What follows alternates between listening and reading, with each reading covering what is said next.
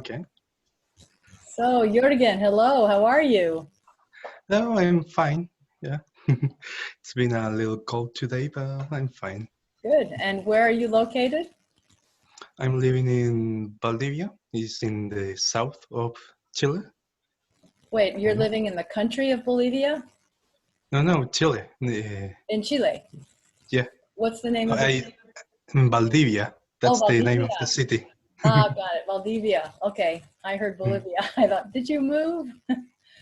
Oh, Yeah. wow. So No. it's been a long time now since you've graduated Yeah. from Homeschooling Academy, right? You graduated when or 2013, 2013.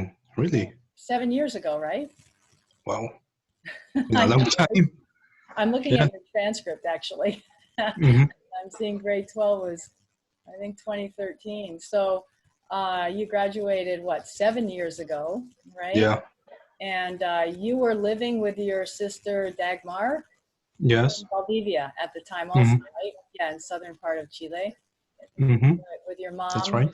Andrea, and And my father, Mauricio. Mauricio is your father. Yes. And I know you had some land because you showed me pictures of yourself on a horse. Oh, I used to have horses. Uh-huh. It was beautiful, but very expensive. Yeah, And also, I had some problems with the neighbors, so I have to solve them. had to sell the horses. Yeah, that's too Yeah, bad. Yeah, well, why don't we start with this interview of just telling us a little bit about your homeschooling experience back in the day, like maybe 10 years ago, what it yeah. was like at the time when you started Uh, to homeschool and what it was like before you homeschooled. right. Well, it was hard to get used to it at the start. It's because when you're in a traditional school, your mindset is set to you go to school, you study, then you go home and you do nothing. So I wasn't home, and I only wanted to do nothing. So it was really hard to get used to it. Um, but um, there's a time when you have to get used to study at home, and when you're done with that, then it gets really easy. When I was in a traditional school, I wasn't doing so bad really. Had some friends. I always have a small amount of friends. A little bit of trouble with bullying, but I fight back. My sister was a little bit worse, but at the end, everything went okay. I also want to say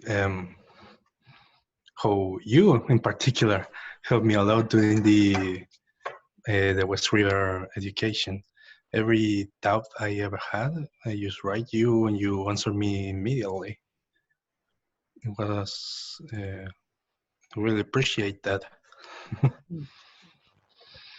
I have to say that I really feel that I learned a lot more during West River than in a school.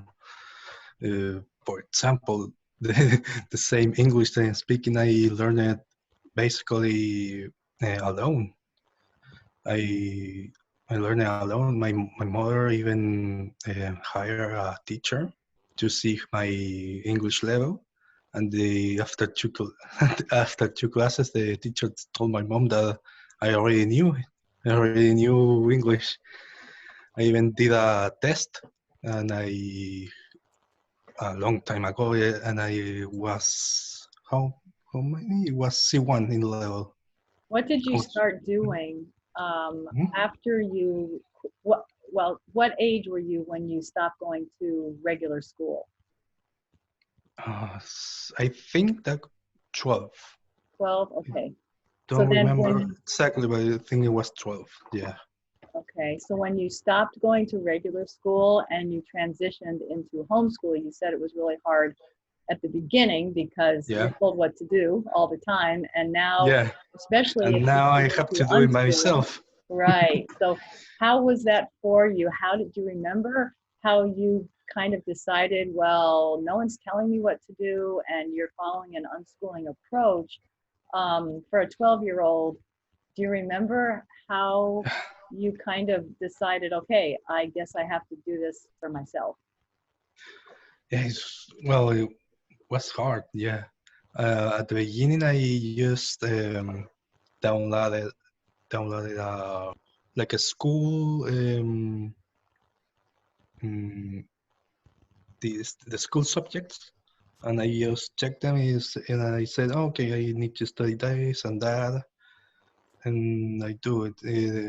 That was the first approach I had, because well, for example, I knew that I had to study math, but I don't know what subject of math. There's a lot of math, so I have to have a reference, and I search for that. I'm still bad at math, but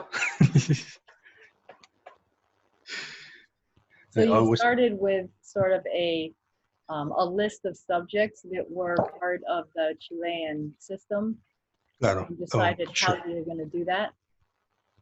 right. Yeah. Mhm.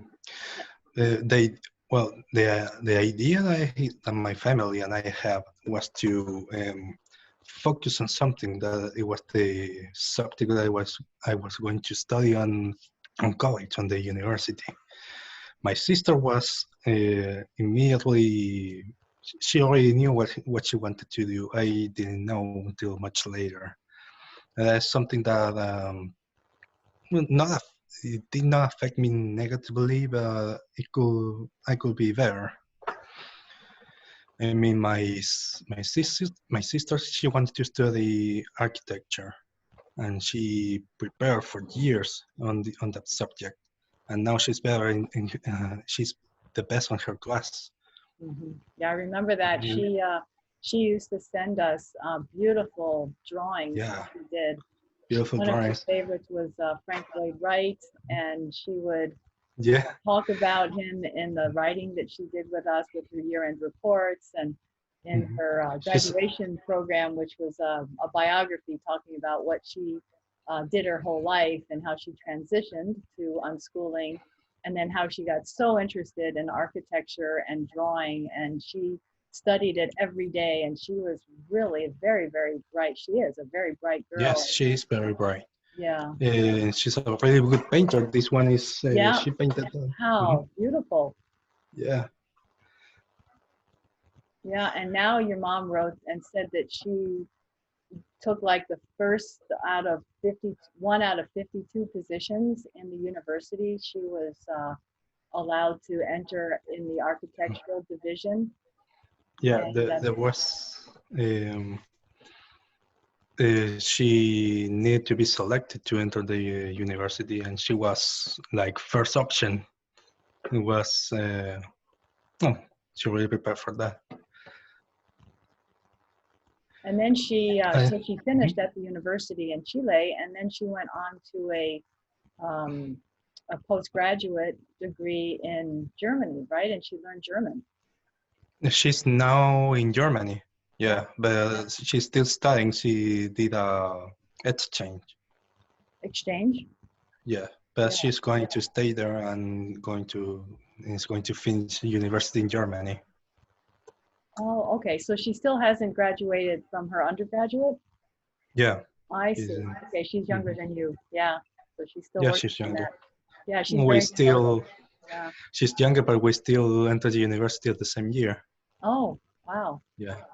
Yeah. And so tell us about you then. You didn't know what you wanted to do. Dagmar knew Yeah. what she wanted to do, and she just jumped Yeah. right into it with all of her art and her architecture, and she's excelled, and she's at the university now. But you had more of a, well, let me see what I want to do kind of approach. And Right. how did that develop during your teenage years? I was really undecisive. I started with architecture also, mostly because my father is an architect, and well, I was learning, seeing if I like it or not. I didn't like it. Until much later, I started looking for the medical subjects. I like medicine. I like medicine. I wanted to study medicine. Um, well, there was a lot of problems with that um, because I tried to enter university to study medicine. They didn't let me for, I don't know, it was a problem with a law, but the law later changed and I could enter and study. I even went to Argentina and studied a year of odontology. I didn't like also odontology. And now I'm study veterinary.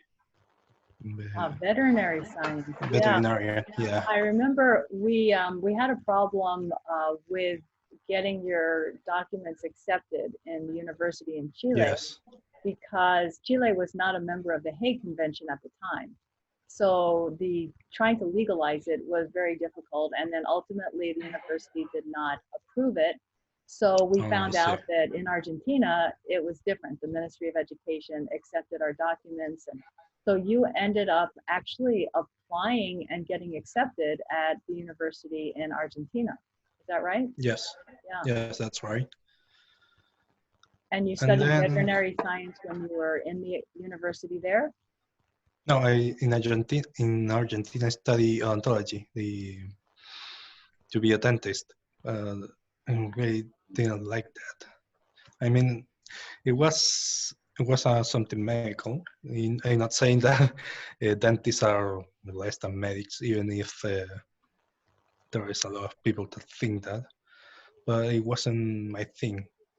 And now I'm study veterinary, and I love animals, so it's really easy. Yeah, that kind of goes back to your owning horses because you lived out in the country, Yes, had horses, and you obviously learned how to take care of them and you developed a love for them. So mixing that with your love of medicine, it seems like the right. perfect thing for you. So where are you in that study or in your career? Where am I? Well, I just still studying right now. A little bit hard, but I'm still going. I'm not doing so well like my sister, but I'm doing well. So are you Oh, studying she's part-time or do you go full-time? full time. Yeah. And is it, but you're not in Argentina. So how are No, you I'm studying? I'm back in Chile. You're in Chile, but how are you studying with an Argentinian university? No, no, it's because I studied that year, only 1 year of ontology in Argentina, but like I said, I didn't like it, so I, I get out that Yeah, so you university. came back to Yeah, I came Valdivia. back to Valdivia, mostly because the law changed, and now I could enter to study in Chile. Yes, we also learned that Chile became a member of the Hague Convention. So now, Yes, whereas we did have students in Chile before, but they couldn't get into the university easily, now it is easy. So there's more students from Chile now. That's a nice development. Yeah, hmm so you're studying now back there, and what else are you doing besides study? well, I'm also a writer. This Let's see. Tell us about this your is my writing. this is my book. Oh, The A translation will be the Herald of Death, wow. Heraldo de Muerte. It's a story about the Black Plague. How Mhm. did you get interested in that? I really like that time frame. That time in history is very interesting and very defining on a lot of um, traditions and traditions in Europe.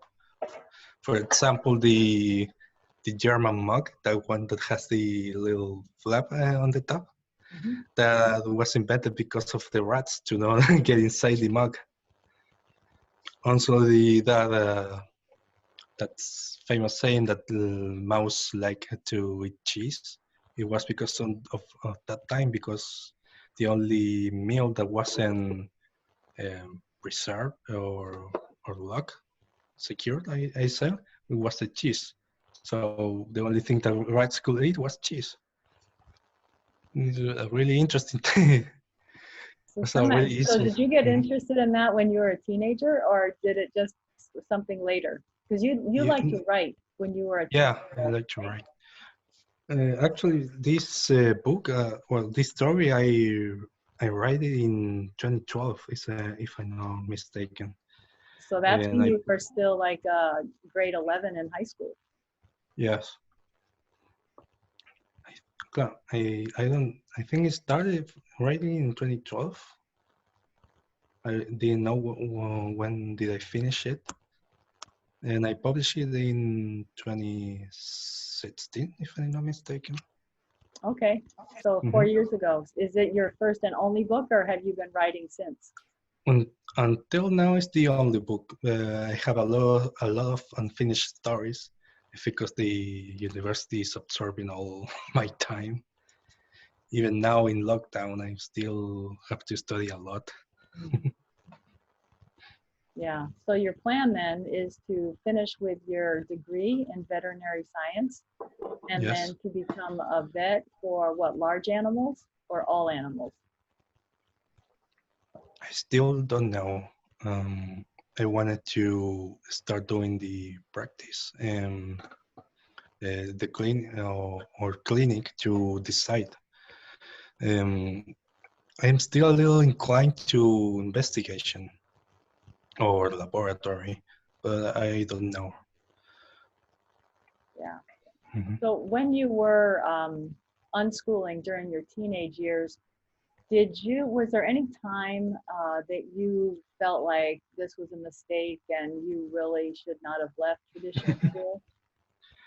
Yes, a lot of times, yes. There, there was a lot of time that I was feeling like I was just wasting my time. My parents also think that I was just wasting time. This was a mistake, but eventually all went well. Uh, it's hard to get used to it. That's the uh, that's the main thing, and also there's a lot of stigma with it. Um, Mostly now than back then. Back then, the stigma with unschooling was that, ironically, that people were smarter. But now people that are unschooling have the stigma that the parents are quote unquote crazy because there's even a lot of anti-vaxxers and flat earthers that are unschooling their children. And well, you know what happened. It becomes political then, doesn't it, somewhat? Yes. You just get Yeah. branded with a label. Yeah, Yes. No, too bad. now there is labels on everything. That's so annoying. Is it getting better? Is it easier?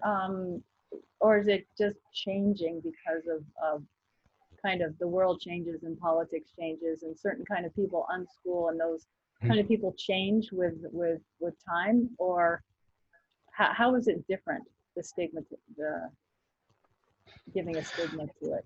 Mm-hmm.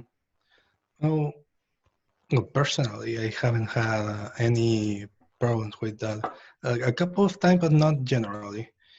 Um, like I said, back then the stigma was a lot better in some subjects. Now, not so much.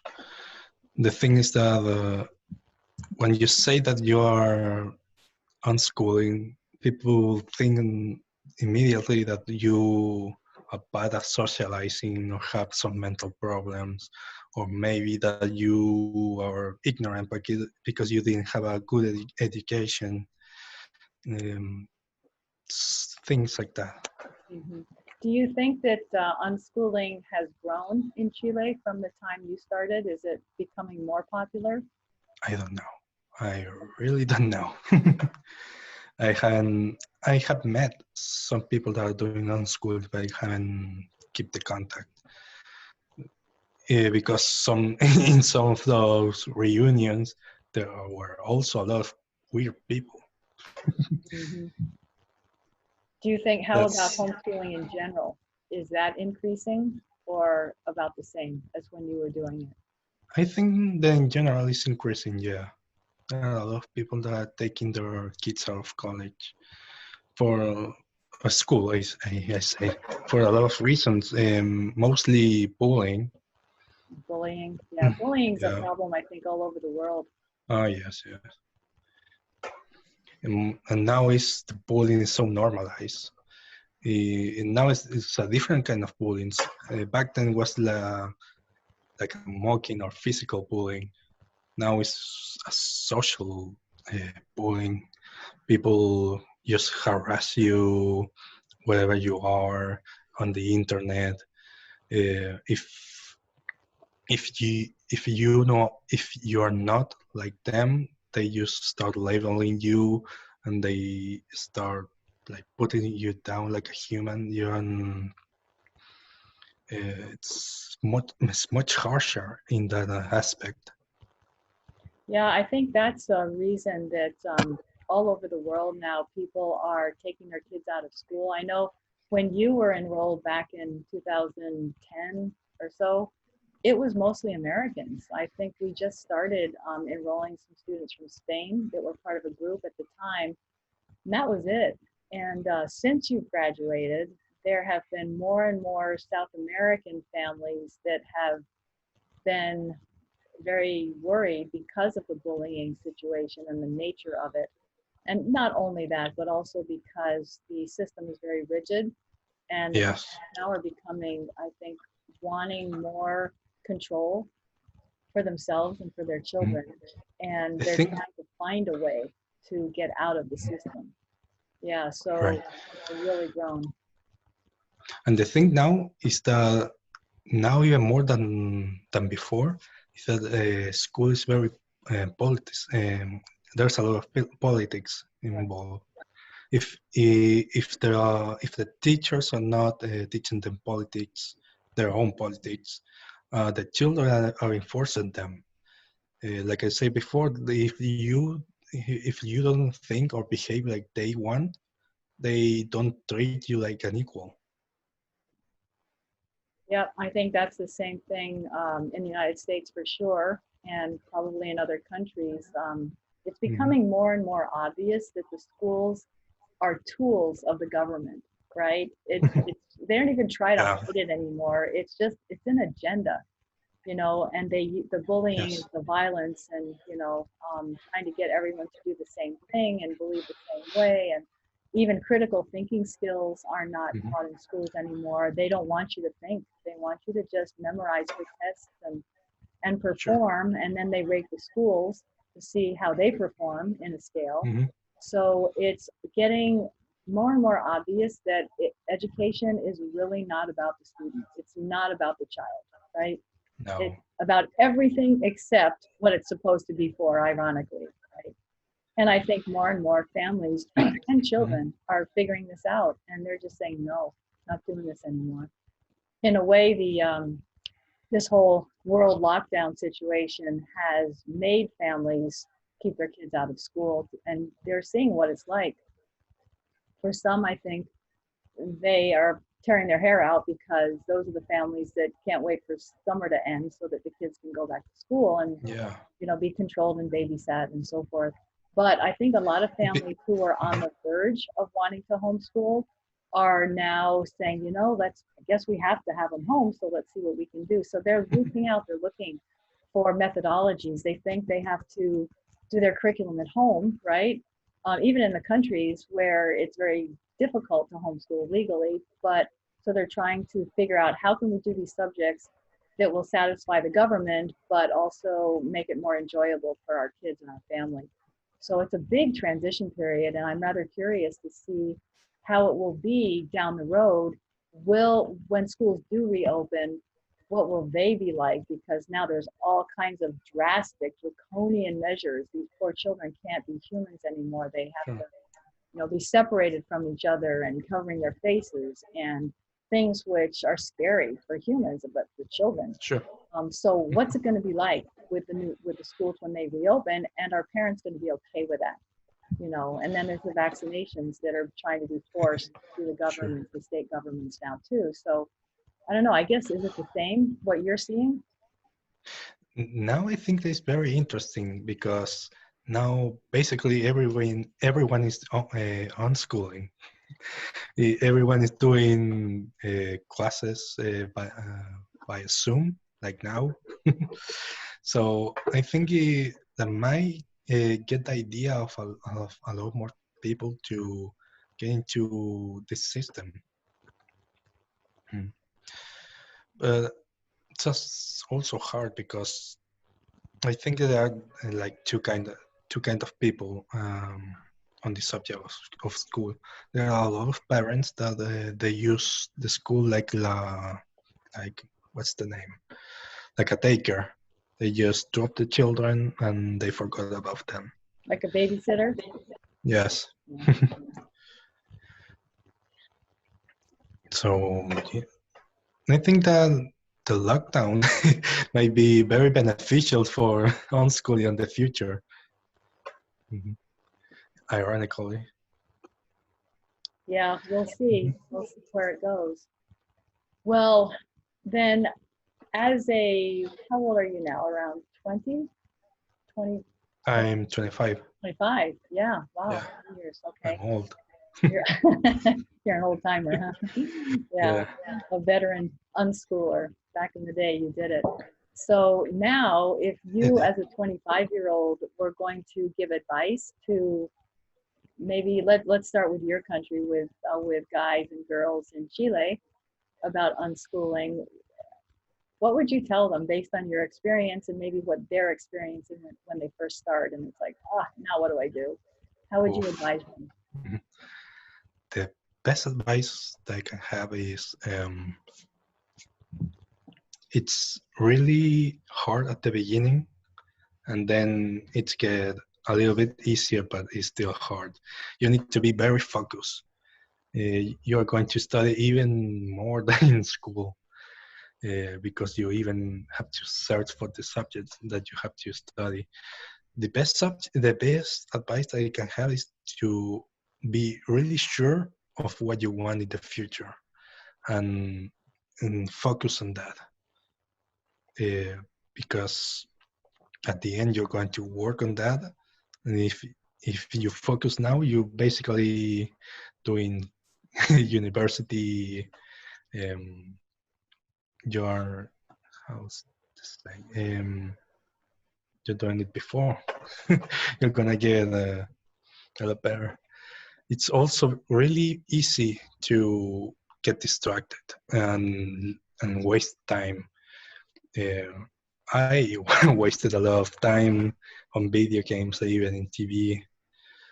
I still think that I get something good on that because one time I just said, okay, I'm not going to play anything in Spanish before. I'm going to focus on English and I'm going to learn English. I learn English. Um, Started with video games, then continue with movies, and now I'm basically almost like a native speaker. Still need a little bit of practice. I'm a little bit rusty. I don't practice a lot in this country. What other advice? Other advice is that um, look for a lot of things to do.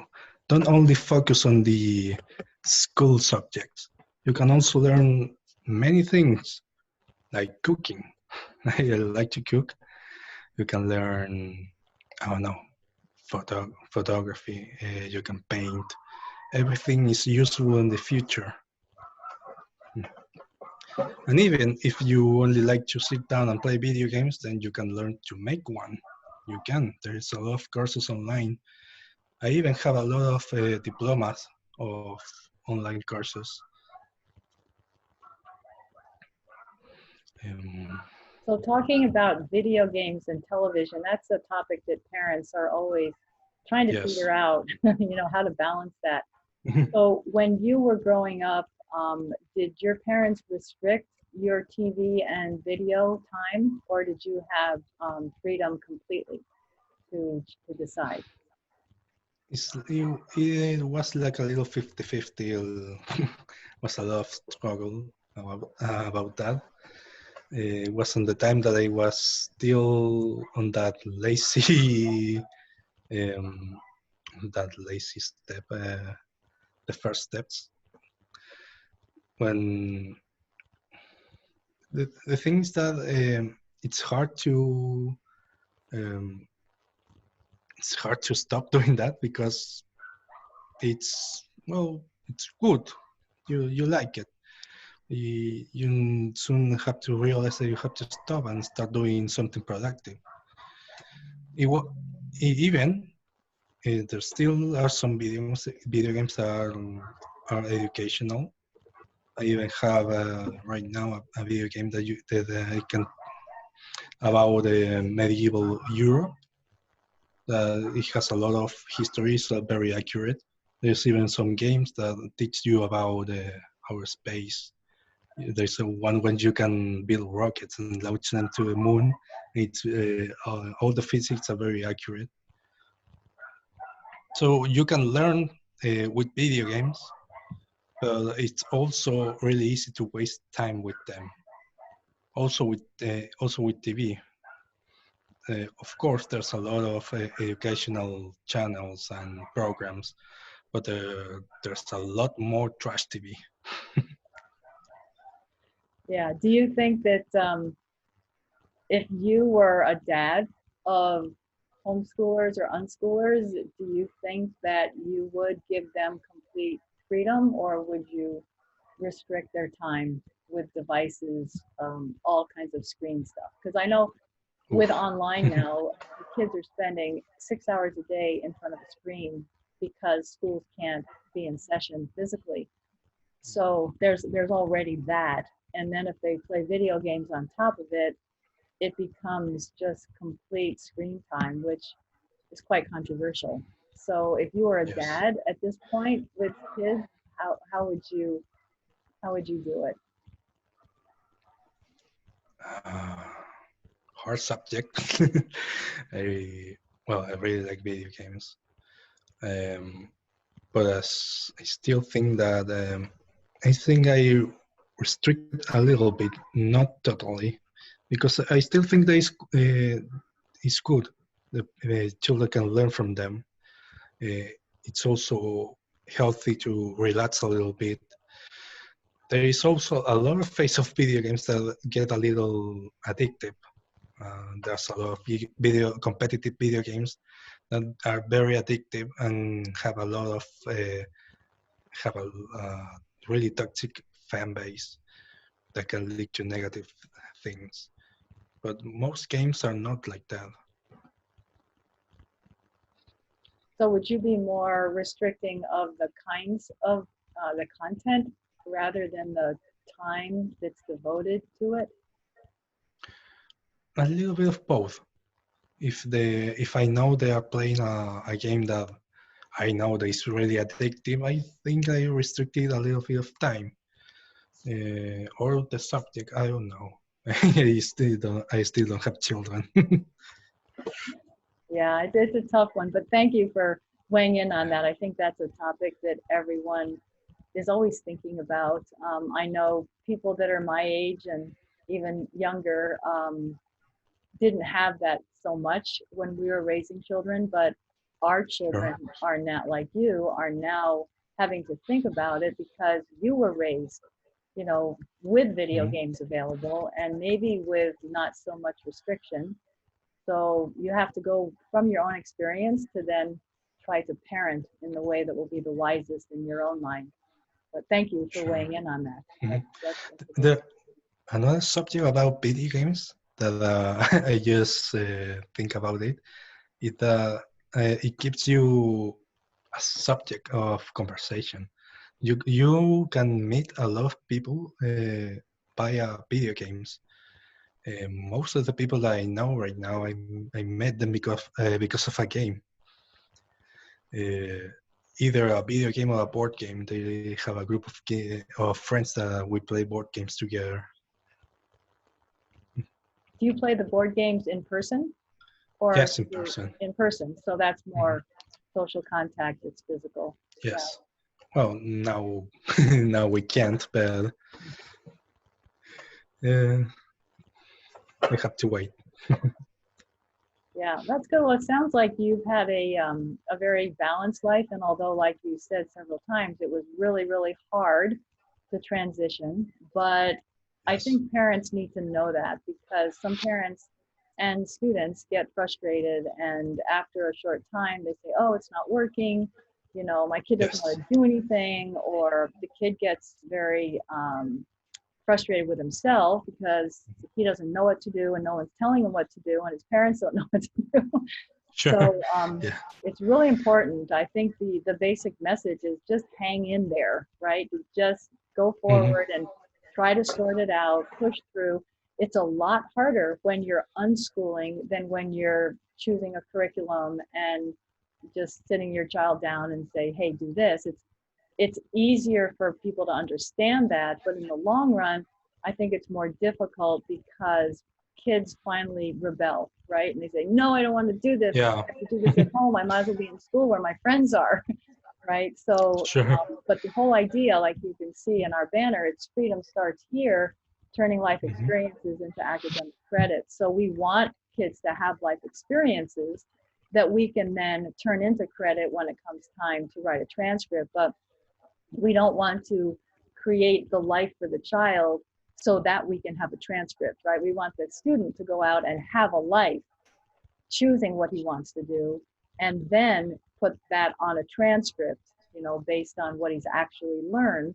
Sure. And then that can be sent off to colleges. That's what we did with you. We created a really nice transcript for you based on what you really, really did learn with core subjects and then some electives that we added to that. And we created a really nice transcript that was going to be targeted to the university system for your country. So in your case, we did it for the university in Chile, which also worked for the university in Argentina. And that ended up being really nice, but your whole time was was your own. So getting Yes. into where Mhm. you maybe you're not so productive in your mind, you're sorting things out, but you don't have to like we say hit the ground running, right? You don't have to say No. I'm going to start and I'm going to be perfect and wow, this is going to be amazing. Usually people hit the ground Nothing. and crash first. Yeah. You crash and then you start thinking, which is important, and you start having time to reflect on who you are and why did you come to earth and what is it that you really want to do, and start to it's mostly an inward journey, isn't it, going inside to say, Yeah. gee, what am I really Yeah. all about? Now your sister kind of knew that from the very beginning, and there are kids like that. It's like, if I only had time to do what I love to do, and if I was stopped being told what I have to do, oh, I'm just waiting. So those kids, when they start unschooling, they're like, yes, now I know what I want to do.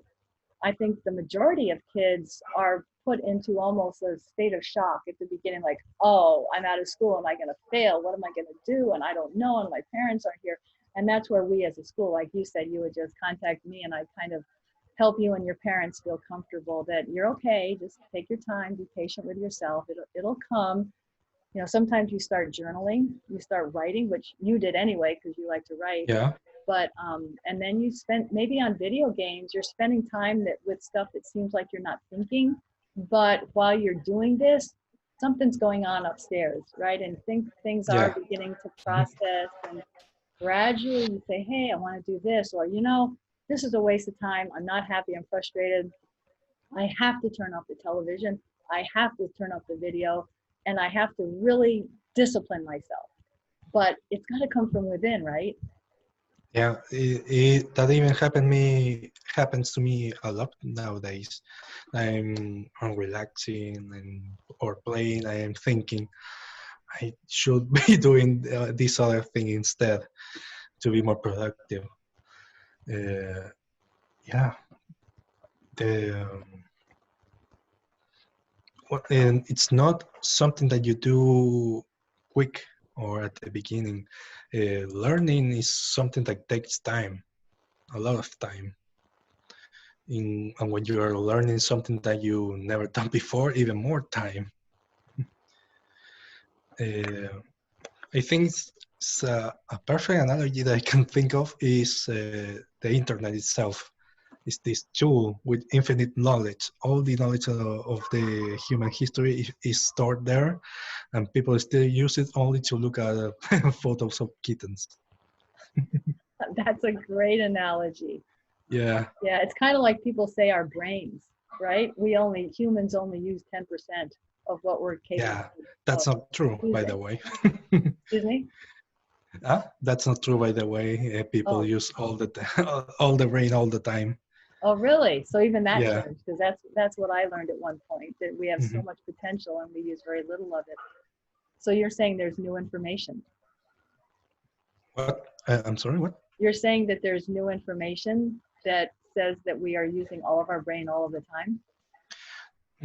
I mean, there are different parts of the brain that activates at the same time or at different times, but all the brain is active.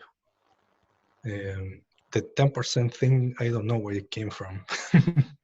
I think it's sort of an analogy that Yeah, we have so much potential, and the part that's been developed is so small. yeah, that might be. The problem is that people take it as a fact. Mm-hmm. Yeah. There's even a movie about that, a really bad movie. Uh-huh. Yeah. Well, you certainly have been using your brain a lot, especially with your Yeah. intense study right now. It's a very difficult subject that you have chosen. It takes a lot of time. You have to know a lot of things to be able to treat animals successfully. So it's a wonderful career that you have chosen.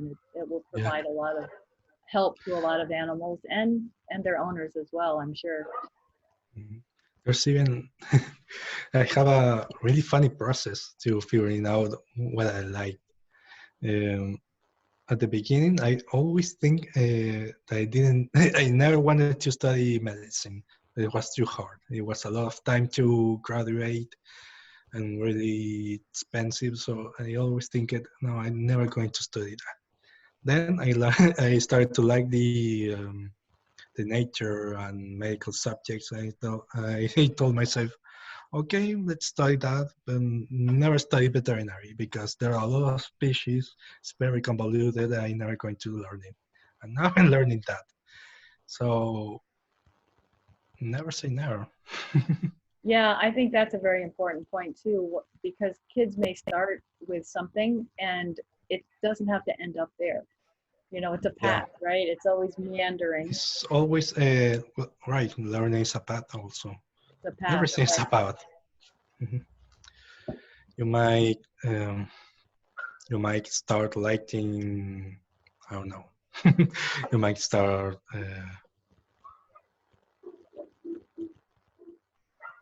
I lost it. I'm sorry, I lost the train of thought. Yeah, no, you're talking about, you know, medicine you got into, and then that Mhm. even changed, and then writing as well. I mean, you might decide at the end after Yeah. becoming a veterinarian that you want to spend more time writing books, you know, and you could become a world-renowned author Yeah. rather than a I want to write more world-renowned books. vet, or both. The sky's the limit, really. Yeah. That's the beauty. I think one of the beautiful things about unschooling is that we're not put into a box. You know, we're thinking No. outside the box. So we're allowed to not just specialize in one thing, you know, and say, this is what I'm designed for. This is what I have to do my entire life. I have to focus on this and develop. No, you start one thing and you may decide that you don't want to do it at all. You just drop it, or you may have it on the side and go with something else, or you may add to it. And you know, life is a journey, and there's nothing that we have to do. And that's the beauty of unschooling. It's, you know, doing what comes to you based on your soul journey, your heart. If you go inside and find what's there, what am I all about? That's what I need to be doing. And that changes every day, every minute. Yeah. So it really opens up a lot of possibilities and gives you a way to really find true happiness and enjoy every aspect of your life, because you're in control of it. It's about you. Yeah. So, yeah. So do you have That's anything the else to talk about before we end the interview? Anything you'd like to tell people who might be watching it? oof. It's the most important thing about this is finding your path. like we were talking right now, is also very related to be happy with the thing you are going to do on the future. Even now, I start noticing a lot of things like, well, people are unhappy in school or unhappy in high school. Then they study whatever thing on college because they need to study something, and they ended up dropping out. And they are unhappy because they drop out because they don't know what they want to do. So the main thing about this is be happy and be free with the things you really like. Perfect. And yeah. That's all. That's it. You said it. Be happy, be free with the things you really like. That's perfect. Well, thank you so much, Jurgen. I wish you Thank well you. in finishing your studies. And I really appreciate your willingness to come on and be interviewed, especially not your native language. And your English is great. Yeah, And thank you. so thank you so much for agreeing to do this. And please give our best to Dagmar and congratulate her for us on her accomplishments, and to your mom and dad as well. You're a great family to have enrolled with us, and it's just so wonderful to see how your family is growing. So, Thank you. and good luck with your book. I hope you become a bestseller. I hope so. Okay, would you like to tell us where we can maybe find you? Do you have a website? Is there a place where we can buy your book? Not yet. Okay. There is a couple libraries in Chile, but there is a website where to find it. Okay, we'll send it I'm along. working on it. Yeah, it's a work I'm in working on progress. it. Okay, well, thank you so much, and Thank you. we'll talk soon, hopefully. See you soon. See you. Bye-bye. Bye bye.